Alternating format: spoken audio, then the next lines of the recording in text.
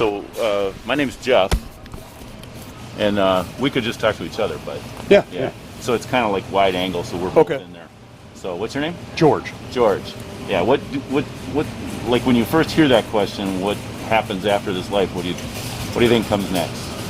What do I think comes next, or what have I taught comes next? Are two issues. What have you been taught? Well, I mean, grow up with a What are we religious supposed to background. believe? Yeah, Yeah. you're taught there's an afterlife, heaven, hell, the whole biblical sense of it. Yeah. But I don't know. I have my questions. I would love to believe that is the issue. Yeah. But the way our world and everything that's been transpiring lately, I don't know, man. You get what I'm saying. I mean, you read the Bible, you read different Bible phrases. There was tragedy amongst the Romans, everybody, till period. So I don't know if that's what our world is going through again. Yeah. With the COVID, the politics, everything, our government. Do you think the reality of like heaven and hell would actually change? Like so our situation in life changes that, or do we have just a different perspective on it, or? I mean, my upbringing. I mean, went to Lutheran grade school and Catholic high school, baptized Methodist, and have a different.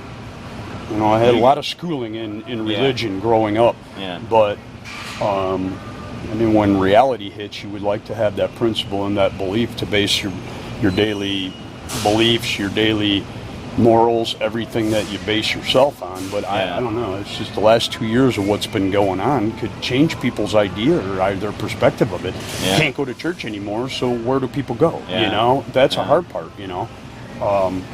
So any gathering. Would you say George, believe in God, or? Oh yeah, I believe in God. I believe there's a supreme creator. I believe that somebody is destined for what we have to do.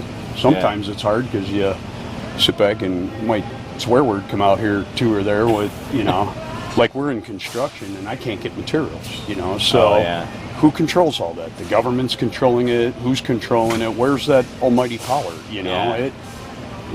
Ultimately, I believe God controls it all, but it's a tough call. You're right. I mean, He feeds us the knowledge or the perspective on how we have to create our lives. That's how I believe. But now I'm a trustee in a fire department. We just came from a meeting. We have a whole younger generation of kids that are in their mid-20s that don't. Their work ethic, their beliefs, their stuff is not like we are. So I believe the religious aspect is minimalized, so everybody doesn't base their everyday, or how do you want to put it, our beliefs. You build yourself on your beliefs, maybe your principles. Right. Everything changes based on everybody's on the computer today. You're doing a YouTube video. Okay, we could watch that, but do I watch it? I don't know. Maybe I'll look at it because we're here, but I watch different stuff on YouTube. People watch all different kinds of things. So there's so much more to offer today than when we were kids. We watched 3 TV channels, Bozo Circus Show and Flintstones, and you went to church on Sunday with your parents. Today I don't see that going on. I don't see that foundation being built in people today. I kind of think what you're getting at is there's so many, like we have access to all the different worldviews that are out there. Too many, I think. That it's kind of hard to like focus in on one, and so the gospel or the Christian message is kind of like being diluted, watered down because of all these other things. I agree. Yeah. I mean, we're in all these other countries, Afghanistan per se. Why? We're there peacekeeping, but they're fighting religious wars that they've been fighting for 600, 800 years. We're not going to stop that, okay? But we have kids starving here, so why not take the monies that and build our world and build our people and put our beliefs back in, I mean, we went on, I was a Cub Scout leader, we went on camp out, we had a church service, and we prayed, and I caught my tail's end for it because these people don't do that anymore. Well, then get up and excuse yourself. Don't come to our chapel service, but that's what I believe in. Scouting is based on God, family, okay? Build your morals and your principles on it. A lot of that has changed. I went through scouting in the 80s, I'm an Eagle Scout. Go through it now, it's totally different now, And they dumb all that religion down. No matter if you're Jewish or atheist or, or have different beliefs, they dumb everything down.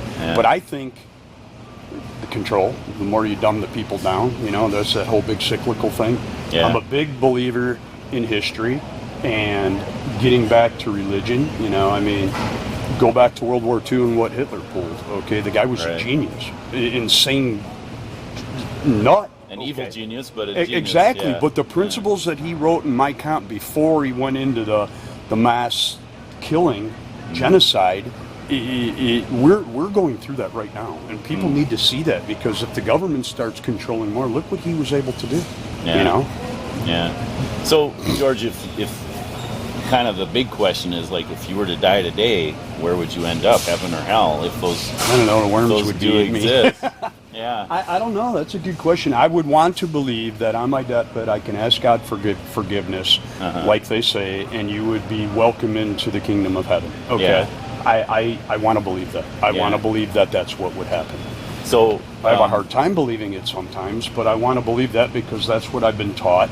That's what religion has taught us. Yeah. And I mean, religion's not a bad thing because it grooms everyday experiences in the way you put them. No different than learning math. You stop learning math here, you only are good to do what you need to do here. We learn geometry, we learn this.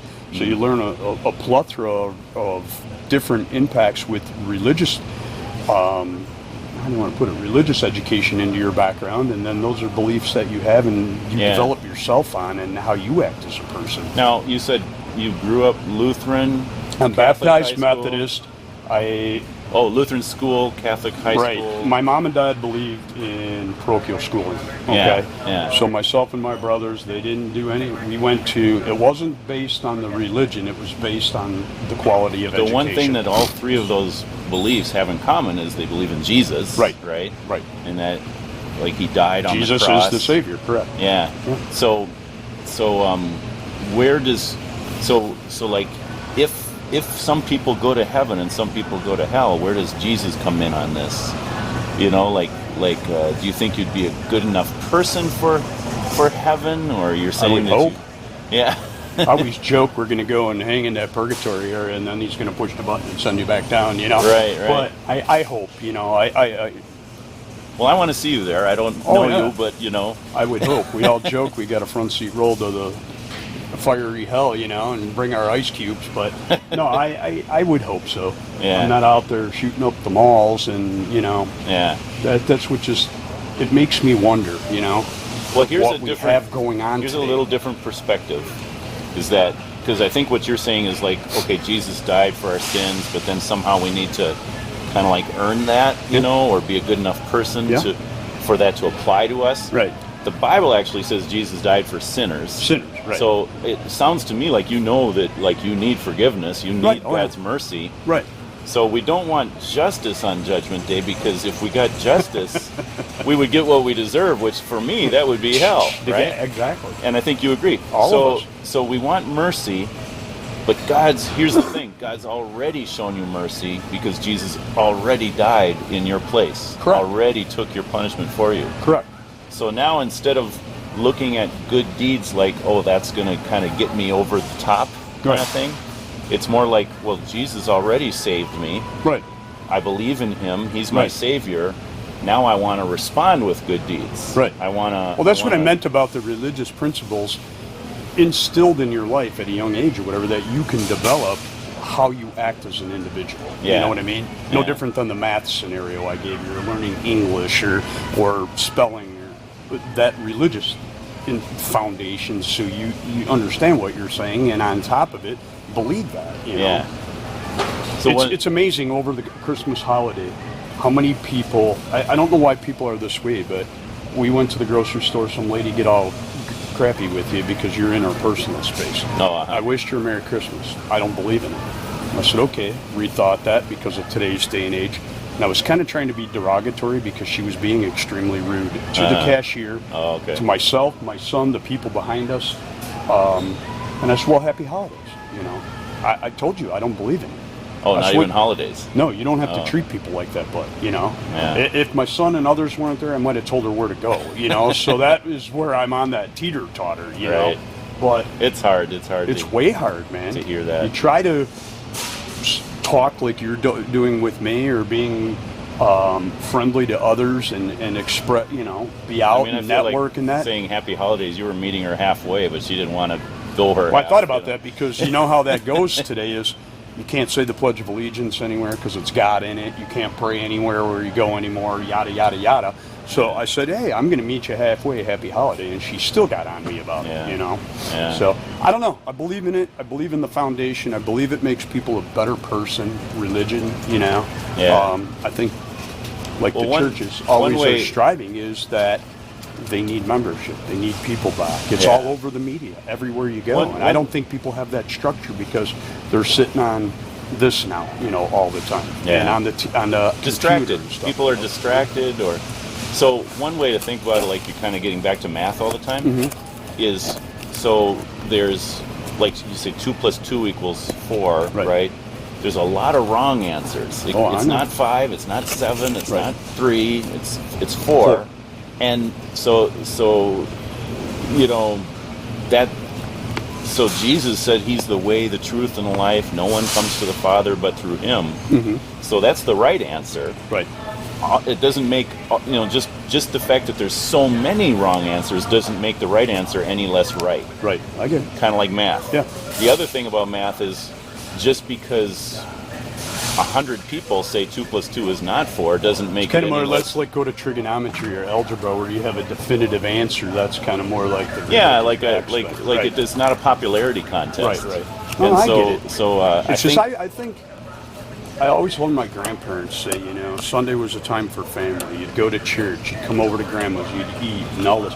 I think everybody's lives, they've implemented too much hustle bustle. I think we should get back to those basic principles. I actually feel like COVID is slowing people down.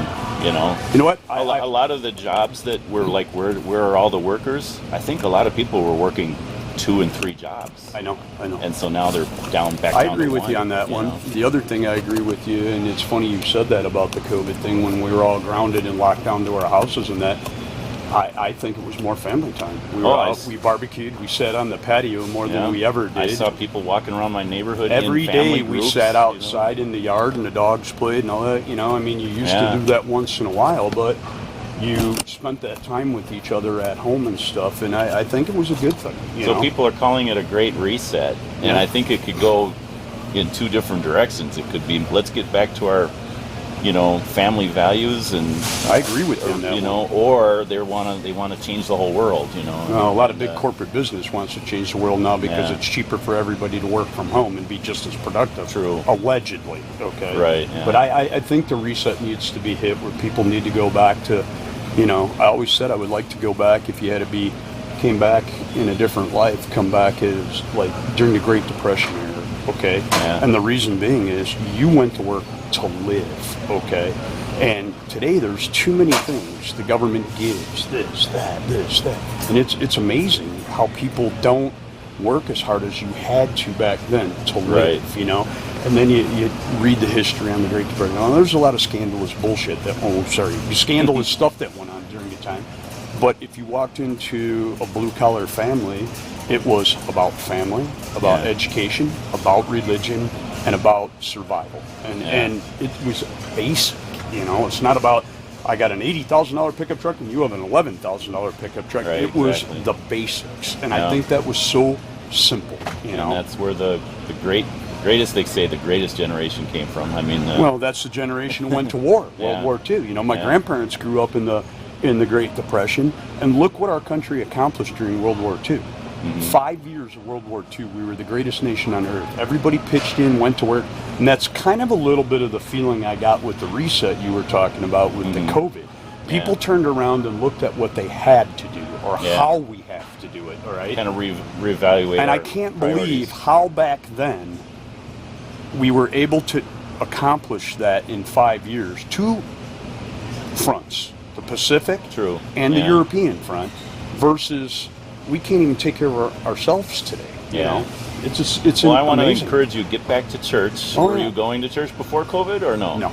Yeah. No. So start going My to day church. of rest. I will be honest with you. Okay, where I live, There's a Methodist church on the next block from me, African American Methodist Church. Okay, and during the COVID, they had drive-through church. Oh wow. Okay. I would sit on my driveway in my lawn chair and drink coffee on Sunday mornings and go to church because they did it with they had a band, they had a microphone, a stage, and you could hear everything in the whole neighborhood. So it was kind of. I look forward. I go sit out there at 9 in the morning, and drink my coffee, and listen to church. Our church has taken to, like, when it's nice out, we meet in the park now. Yeah. And we used to do it once a year. That's kind of how they did it, too. Yeah, we used to do it once a year. Now we do it whenever it's nice out. That's you cool. know, Yeah. because we can contact everyone and tell them, right. Okay, we're going to be. So it's kind of cool. Where is your church? I actually live in Chicago. Okay. So I have a cabin out this way, but a cabin in Joliet? In Minooka. Okay. On the river. Okay. Yeah. So cool. Yeah. That's so I'll cool. turn this off, but I'll give you the contact information where you can see it.